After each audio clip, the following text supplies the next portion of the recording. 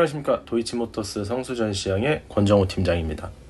오늘 소개해드릴 차량은 BMW 기안 모델인 7 시리즈에서 단연 최고의 모델이라고 생각하는 i7 60 차량입니다. 7 시리즈의 경우 함대의 지휘관이 타고 있다는 의미인 기암이라는 말처럼 BMW의 대장 같은 모델입니다. 매번 새로운 7 시리즈가 출시할 때마다 앞으로 BMW 모델들이 나아가야 할 방향과 새로운 기능 등을 보여줬습니다. 제가 생각했을 때는 현재 출시되는 상용 차량 중에 가장 최신의 기술과 옵션이 장착된 차량이 아닌가 생각을 합니다. 그렇다면 어떠한 차량인지 자세히 한번 살펴보시죠. 우선 i7 60 차량 같은 경우는 앞에 258마력, 뒤에 313마력, 합산 544마력, 토크는 75.96kg입니다. 제로백은 4.7초를 가지고 있습니다.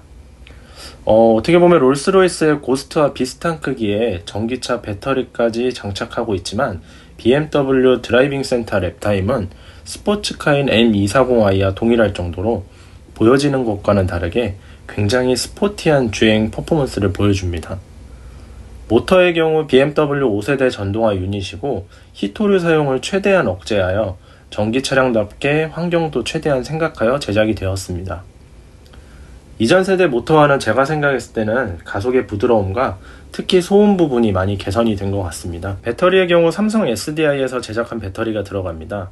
삼성 SDI가 전기차 배터리 사업을 시작할 때 애초에 BMW와 함께 시작한 만큼 BMW의 전기 차량은 다른 브랜드와 다르게 차량의 배터리 호환성이 가장 좋지 않나 생각을 합니다.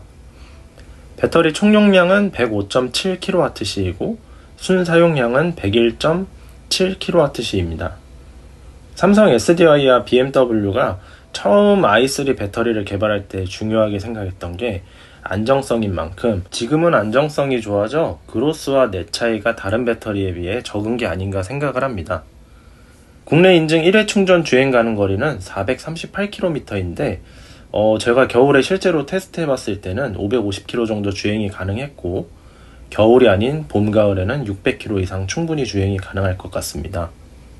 충전 속도는 급속 최대 195kW이고 10%에서 80%까지 약 34분 정도 걸립니다.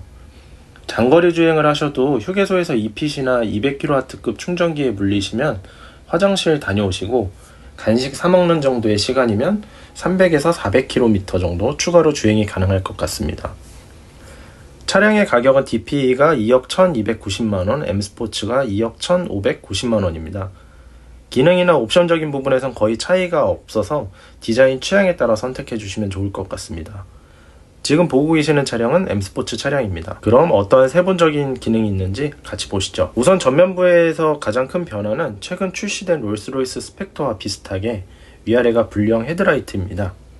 스왈롭스키에서 제작한 크리스탈 헤드라이트가 적용이 되어 있습니다. 도어락을 해제하거나 잠궜을 때 은은하게 빛나면서 정말 크리스탈이 햇빛에 반짝이는 것 같은 효과를 보여줍니다. 주간에는 윗부분만 빛이 들어와 차량이 더 압도적인 비주얼을 나타내주고 야간에는 하단의 어댑티브 LED 라이트로 운전자 시야를 밝혀줍니다. 비록 법규 문제로 레이저 라이트는 아니지만 제가 생각했을 때는 레이저 라이트가 작동되는 상황이 많지 않아서 실사용할 때의 광량은 레이저 라이트랑 큰 차이가 없는 것 같습니다. 두 번째 눈에 띄는 부분은 가장 거대한 키드니 그릴입니다. 키드니 그릴 형태로 야간에 라이팅이 되는 아이코닉 글로우 기능도 포함되어 있습니다. 덕분에 밤에 저 차가 무슨 차인지 잘 모르는 경우가 있는데 7 시리즈 같은 경우는 정말 몇백 미터 밖에서도 BMW 7이 오는구나 알 수 있게끔 거대한 엠블럼의 역할도 하지 않나 싶습니다. 키드니 그릴 가운데에는 드라이빙 어시스턴트를 위한 센서도 내장이 되어 있습니다. 디자인적으로 방해되지 않게 그릴과 동일한 패턴으로 디자인이 되어 있습니다. 레이더 센서의 경우 300m에 달하는 센서가 장착이 되어 있고 30개 이상의 센서와 카메라로 보다 안정적이고 쾌적한 장거리 주행을 선사합니다. 전체적인 전면부 디자인은 확실히 거의 90도로 각져 있는 측면부와 차량의 크기를 더욱 커 보이게 하는 본넷의 라인, 그리고 낮고 긴 전면 유리로 인해서 많은 분들이 정말 롤스로이스인 줄 알았다 라고 착각할 정도로 압도적인 비주얼을 보여줍니다. 실제 도로주행 중에 7 시리즈가 뒤에서 오면 뭔가 압도감을 느꼈다고 얘기하시는 분들이 많은 것 같습니다. 출시 시기도 그렇고 디자인도 그렇고 세부적인 디테일로 굉장히 닮은 구석이 많다 보니 차량 가격은 3배 차이가 나지만 스펙터와 형제격인 차량이 아닌가 싶은 느낌입니다. 이번 7 시리즈는 전 라인업에 롱 휠베이스를 적용하고 있습니다. 이전 세대 롱바디보다 전장은 130mm, 전폭은 50mm, 전고는 65mm, 휠베이스는 5mm가 커졌습니다. 보통 5.4m에 육박하는 쇼퍼 드리븐카의 경우 측면부에서 보면 좀 일반 차량을 앞뒤로 길게 늘려놓은 것 같은 디자인이 대부분이지만 7 시리즈의 경우 적절한 비율로 잘 디자인이 되어 그런 느낌이 전혀 없는 것 같습니다. 한 예로 리무진 같은 기다란 차는 오너 드리븐으로 사용하기에는 뭔가 기사 같은 느낌이 들어서 싫다고 하시는 분들이 많았습니다. 하지만 7 시리즈의 경우 차량은 거대하지만 오너 드리븐으로 사용하여도 전혀 어색하지 않는 디자인을 한 것 같아 더욱 만족하시는 분들이 많은 것 같습니다. 휠은 21인치 스타스포크 휠이 장착되어 있고 저속에서 돌아갈 때 굉장히 멋있는 게 특징입니다. 타이어는 소음 감소를 위한 저소음 폼 타이어가 장착되어 있습니다. 예전에 저소음 타이어가 일반 타이어 대비 가격이 굉장히 비싸서 타이어 교체하실 때 일반 타이어로 변경을 많이 하셨는데 요즘은 큰 가격 차이가 없어서 유지 관리하실 때의 부담도 훨씬 적은 것 같습니다. 원래 제가 영상을 제작할 때 기본 영상은 음소거를 하고 녹음만 하는데 이번 영상은 따로 음소거 하지 않은 이유가 7 시리즈는 이렇게 지금 보시다시피 개발할 때 이런 차량에 문 닫히는 소음이라던가 아니면 주행할 때 이런 실내에 유입되는 소음들을 이렇게 굉장히 연구를 많이 해서 실제로 운전자가 듣기 좀 고급스럽거나 아니면 들었을 때 기분 좋아지는 고급스러운 느낌의 소리를 만들어냈다고 합니다. 그래서 이 영상에도 도어 닫힐 때 소리라던가 아니면 이렇게 오토도어가 작동될 때 소리, 트렁크가 열고 닫힐 때 소리 이런 것들을 한번 들어보실 수 있게끔 이번 영상은 음소거를 하지 않고 실제 이 도어 소리가 들릴 수 있게끔 소리를 살려놨습니다. 그래서 한번 영상에서 이 도어 닫힐 때 소리가 어떤지 한번 집중해서 들어보시면 더욱 좋을 것 같습니다. 도어의 경우 BMW 최초로 아까 말씀드렸다시피 오토도어가 장착이 되었습니다. 지금 보시면 손잡이 옆에 저 센서 부분을 누르면 오토도어가 작동이 됩니다. 저도 처음에는 굳이 이게 필요할까 조금 번거롭지 않을까 걱정이 되었는데 실제 사용기를 들어보면 가장 만족도 좋은 옵션 중에 하나가 아닌가 싶습니다. 지금처럼 차에 타서 브레이크를 밟아주면 도어도 자동으로 닫히게 되고 아니면 원하실 때 내가 이렇게 차량에 접근하면 도어가 열리게도 설정이 가능합니다. 그래서 실제로 운전석에 타고 내릴 때 굳이 내가 손을 쓸 필요가 없다 보니 굉장히 편하더라고요. 그리고 아이드라이브 화면을 통해서 다른 좌석의 도어를 열어주거나 닫아주실 수도 있습니다. 지금처럼 조수석에 사람이 탄다라고 하면 내가 이렇게 아이드라이브로 열고 닫고 조작을 해주실 수도 있습니다. 물론 필요시 수동으로 열고 닫으실 수 있도록 물리적인 레버도 장착이 되어 있습니다. 그래서 차량의 전기가 끊기거나 아니면 사고 시에 문을 못 열고 차에서 못 나오지 않을까 이런 걱정은 따로 하지 않으셔도 됩니다. 실제로 굉장히 손쉽게 닿을 수 있는 부분에 레버가 적용이 되어 있습니다. 그래서 이렇게 그 도어를 여는 버튼 밑에 보시면은 이렇게 직관적으로 당길 수 있게끔 레버가 구비가 되어 있고 오토도어 뿐만 아니라 버튼을 눌러서 도어를 여실 수도 있게끔 굉장히 여러 가지 방법이 구성이 되어 있습니다. 네, 그리고 앞도어와 마찬가지로 뒷좌석도 오토도어가 작동이 됩니다. 그리고 만약에 옆에 벽이 있거나 다른 차량이 있을 때 이 차량 아래의 센서와 손잡이 부분의 센서가 물체를 감지해서 도어의 오픈 정도를 정해줍니다. 제가 일부러 지금 의자를 조금 앞당겨서 좁은 상황을 만들어 봤는데 이렇게 버튼을 여시면 이 차량이 도어가 충돌하지 않게끔 필요한 공간만큼 남기고 오픈을 하는 모습을 보실 수 있습니다. 그래서 예를 들어 옆에 내가 모르고 버튼을 눌렀는데 옆에 차를 충돌한다던가 아니면 벽에 도어가 부딪혀서 손상이 된다던가 그런 걱정은 안 하셔도 됩니다. 그리고 이렇게 하단부에 오토도어를 위한 센서가 나란히 있는 것을 보실 수 있습니다. 그래서 닫으실 때는 마찬가지로 저 센서 버튼을 눌러주시면 도어가 닫히게 됩니다.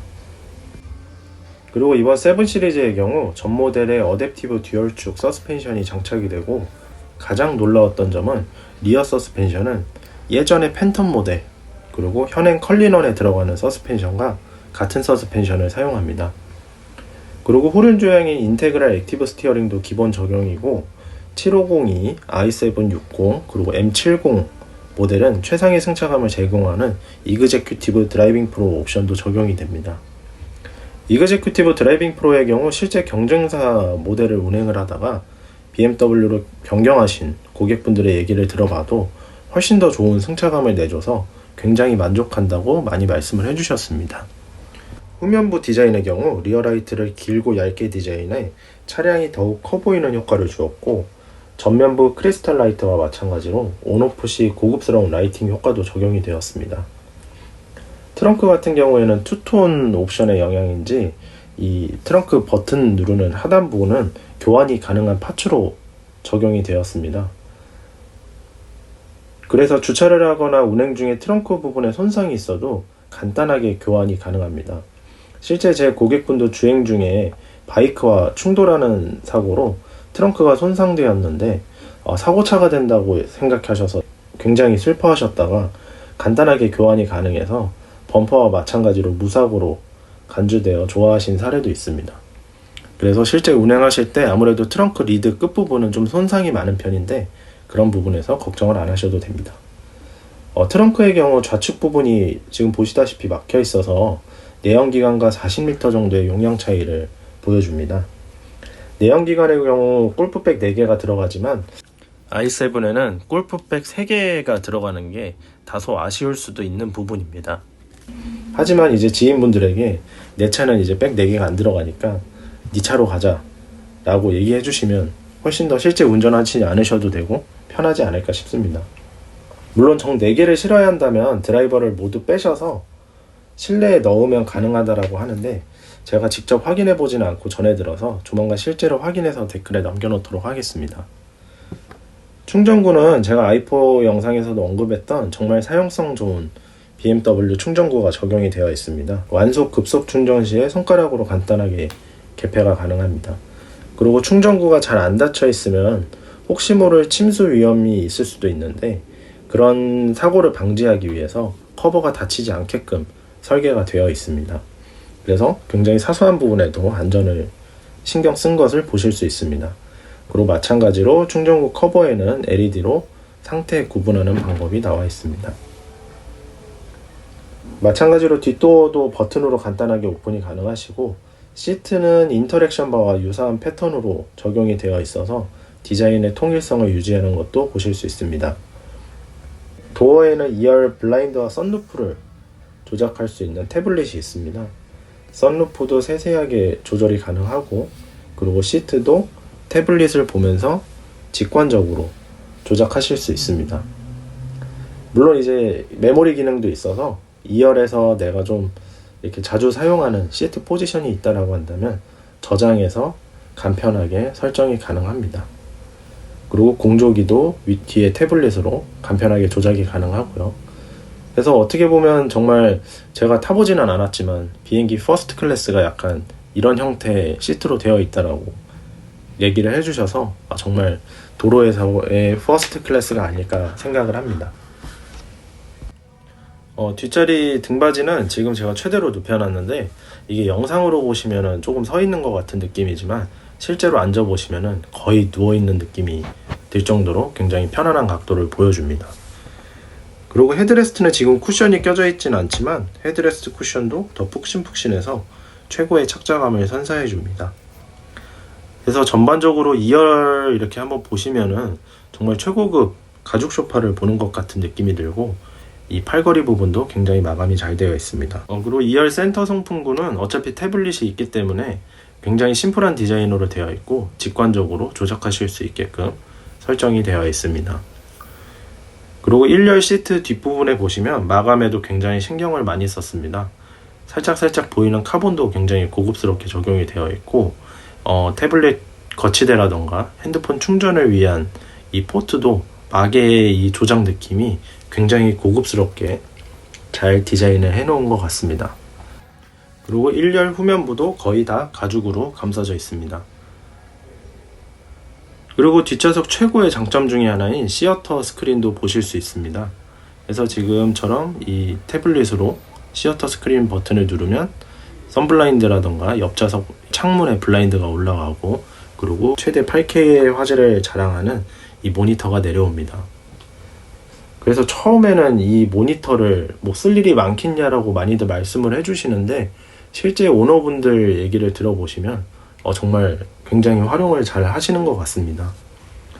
이게 예전처럼 단순히 이렇게 뭔가 휴대폰과 미러링을 하거나 아니면은 선을 꽂아서 사용하는 방식이 아니라, 지금은 제가 저희 BMW 공식 영상을 띄웠는데 밤에 보시면 약간 이런 느낌의 분위기가 납니다. 해서 eSIM을 차량에 설치를 하셔서 지금 보시다시피 OTT 서비스도 이용이 가능합니다.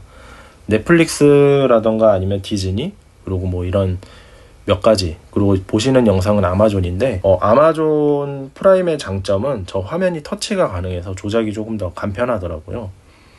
그리고 이 화면 비율 같은 경우도 지금처럼 약간 가운데로 몰려있는 비율로 하실 수도 있고, 그리고 저 화면도 좌우로 움직여서 내가 만약에 오른쪽에 앉아있다면 오른쪽으로 당겨서 보실 수도 있습니다. 그리고 이렇게 최대 사이즈로 전체에 꽉 차게끔 정말 영화관에서 보는 것 같은 영상을 실제로 시청하실 수 있습니다. 그리고 실제로 저도 전기차 같은 경우에는 시동을 아무리 걸어도 괜찮다 보니까 저 뒷자리에 앉아서 뭔가 이렇게 영화를 보니 정말 영화관에 있는 것 같은 느낌이 들어서 어떻게 보면 이건 차가 아니라 내 개인 영화관을 소유한 느낌이 들지 않나 싶습니다. 그리고 바오앤윌킨스 스피커와 조합이 되어 아마 정말 영상이면 영상, 음질이면 음질, 개인 영화관을 마치 차로 옮겨놓은 것 같은 느낌을 받으실 수 있을 것 같습니다. 도어를 닫아주실 때 안쪽에서 버튼을 누르면 지금처럼 오토도어가 작동이 됩니다. 이번에는 1열을 한번 보여드리도록 하겠습니다. 시트도 마찬가지로 이제 크리스탈과 같은 패턴으로 적용이 되어 있고, 도어 부분도 가죽이 거의 다 감싸져 있습니다. 그리고 이 가죽의 촉감 자체도 굉장히 느낌이 좋아서 고급스러운 느낌을 받으실 수 있을 것 같고, 이 스피커 커버도 전부 다 스틸 재질로 되어 있어서 고급스러움과 내구성 두 가지 다 챙긴 모습입니다. 그리고 인터랙션 바도 도어 쪽에도 앞부분과 비슷한 형태로 적용이 되어 있고, 이 시트를 조절하는 부분도 크리스탈 형태로 적용이 되어 있어서 실제 빛을 발하면 이렇게 굉장히 블링블링하게 빛나면서 고급스러운 느낌을 줍니다. 이 아무래도 7 시리즈다 보니까 굉장히 고급스러운이라는 단어를 많이 사용하게 되네요. 그리고 시트도 앞 뒷자리와 비슷한 패턴으로 적용되어 있어서 디자인에 조금 더 통일성을 주고, 앉았을 때의 느낌은 굉장히 편안한 소파에 앉는 것 같은 느낌이 들지만 지지되는 부분도 어느 정도 잘 지지가 됩니다. 기어 노브 같은 경우에는 스왈롭스키 크리스탈로 적용이 되어 있습니다. 네, 컵홀더도 양쪽 개별적으로 열고 닫을 수 있게 분리형으로 적용이 되어 있습니다.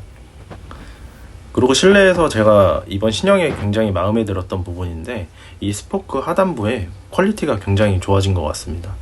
실제로 이 소재도 그렇고 이런 디자인적인 부분도 이 차량의 컨셉과 굉장히 잘 어울리게 디자인을 해놓은 것 같습니다. 그리고 반자율 주행을 위한 버튼도 사용하시기 편하게끔 굉장히 심플하게 적용이 되어 있고, 볼륨 조절이라던가 계기판 조절을 위한 설정 버튼, 그리고 음성 인식, 전화 받는 버튼도 핸들 오른쪽에 몰려 있어서 핸들에서 얼마든지 쉽게 누를 수 있게 적용이 되어 있습니다. 그리고 커브드 디스플레이도 당연히 적용이 되어 있고요. 그리고 실제 이 커브드 디스플레이 같은 경우도 시인성이라던가 이 핸들에 이렇게 계기판이 가려지지 않게끔 잘 디자인이 되어 있어서 뭔가 이렇게 로스나는 부분도 없는 것 같습니다. 그리고 인터랙션 바 같은 경우에는 이 운행 모드에 따라서 분위기가 변경이 됩니다. 그래서 이렇게 라이팅 효과도 적용이 되고, 이피션트 모드도 이 모드 컨셉에 맞게끔 하늘색 컬러와 중간에 이제 운전에 집중하실 수 있게끔 화이트 컬러가 적용이 됩니다. 개인적으로는 익스프레시브 모드가 가장 멋진 것 같습니다. 인터랙션 바의 라이팅 효과가 적용이 되고, 익스프레시브 모드 특유의 가상 사운드를 제공을 합니다. 가상 사운드는 마치 악셀링 조절로 오페라를 연주하는 것 같은 느낌을 제공을 해줍니다. 그리고 이 모드 변경했을 때 익스프레시브 모드 같은 경우에는 썬루프의 조명도 변경이 됩니다. 지금은 잘 보이진 않지만 여러가지 색깔로, 지금 영상에 보시다시피 여러가지 색깔로 모드에 따라서 썬루프도 분위기가 변경이 됩니다. 그리고 여러가지 이런 컬러도 내가 원하시는 대로 앰비언트 라이트 메뉴에서 설정이 가능하고, 이 썬루프의 조명 디테일도 제가 봤을 때는 굉장히 퀄리티 있게 적용이 돼 있어서 실제로 뒷자리에 앉아서 이 썬루프를 봤을 때 기존 차량에서 느끼지 못한 분위기를 느끼실 수 있을 것 같습니다. 그리고 릴렉스 모드 같은 경우에는 운전 중에 조금 피곤하시거나 아니면 좀 휴식이 필요하실 때 조명도 은은하게 변경이 되고, 이 블라인드도 모두 올라가서 차량에 안락한 분위기를 제공을 해줍니다. 그리고 뒷자리 시어터 스크린 시청을 위한 시어터 모드도 별도로 제공이 됩니다. 모든 블라인드는 올라가고 시어터 스크린은 내려오고, 그리고 이 바워 앤 윌킨스 사운드 모드도 뒷자리에서 최대 효과를 누릴 수 있게끔 설정이 변경이 됩니다. 그리고 모드 변경 시에 디스플레이에 모드 특유의 테마가 표시되는 건 마치 롤스로이스의 갤러리와 같은 느낌을 줍니다. 롤스로이스 같은 경우엔 조수석 부분을 갤러리라고 하는데 그거와 비슷한 효과를 주지 않나 싶습니다. 그리고 계기판 커스터마이징이 가능하고 반자율 주행을 위한 AR 모드도 제공이 됩니다. AR 모드 같은 경우에는 제가 저번 영상에서도 설명을 드렸지만 계기판에 이렇게 앞부분에 증강현실로 반자율 주행을 조금 더 안심하고 사용하실 수 있게끔 해주는 모드입니다. 파킹 어시스턴트 프로페셔널이 적용되어 있습니다. 후진 보조 장치는 200m까지 제공이 되고 자동으로 저장해 놓은 경로로 주행하는 매뉴버 어시스트 기능도 들어가 있습니다. 그리고 카메라가 지저분할 때 이 화질이 좀 떨어질 수 있는데 그거를 막기 위한 클리닝 모드도 적용이 되어 있습니다. 오토도어는 아까 보여드렸다시피 아이드라이브에서 모든 좌석의 도어가 조작이 됩니다. 2열에 가족이 타고 내릴 때 운전석에서 조작해서 제가 사용해 보니까 정말 가족들이 호강하는 느낌이 든다고 매우 만족했던 기억이 납니다. 그리고 지금처럼 이제 여러 단계를 거쳐 가야 되는데 즐겨찾기에 저장해서 이렇게 한 번에 화면에서 위를 끌어내려서 열기 버튼과 닫기 버튼을 눌러서 간편하게 조작해 주실 수도 있습니다. 그래서 실제로 제가 출고하는 고객분들은 이렇게 세팅을 해드리고 사용하는 방법을 알려드렸는데 마찬가지로 굉장히 편하고 동반자들도 많이 만족을 했다고 좋아하셨던 기능 중에 하나입니다. i7 특히 6070 모델들은 상용 차량에서 들어갈 수 있는 모든 기능 옵션이 들어간 차량이라 설명을 다 해드리려면 2시간도 모자란 것 같습니다. 특히 구동계라던가 옵션 등 많은 부분에서 공통되는 부분이 있다 보니 롤스로이스 스펙터 차량과 형제격인 차량인 것 같습니다. 어떻게 보면 형제격인 녀석인데 가격은 3배 이상 차이 나는 게 어떻게 보면 조금 아이러니하지 않나 생각이 들기도 합니다. 물론 i7 60 차량 가격에 웬 가성비냐라고 말씀을 하실 수도 있지만 2억과 한 7억 정도를 비교해보면 전 이보다 더 가성비가 좋은 차량은 없다라고 생각을 합니다. 팬텀에서 사용하는 것과 같은 리어 서스펜션, 그리고 최상의 승차감을 제공하는 이그제큐티브 드라이빙 프로로 감히 승차감도 롤스로이스와 비교해도 손색이 없고, 최신의 전자장비와 오히려 i7에만 있는 시어터 스크린 등 나는 정말 최고의 차를 소유하고 운행하고 싶으시거나 내 가족들에게 최상의 경험을 제공하고 싶으시다면 이보다 더 좋은 차량이 없지 않나 싶습니다. 저는 다른 것보다도 나만의 영화관을 갖고 싶다라는 생각에 정말 탐이 났던 모델인 것 같습니다. 그러면 i7에 관심이 있으셨던 분들에게 유용한 정보가 되었으면 하는 마음에 영상을 만들어 봤는데 도움이 됐나 모르겠습니다. 그러면 시청해주셔서 감사하고 다음엔 더 좋은 영상으로 찾아뵐 수 있도록 하겠습니다. 감사합니다.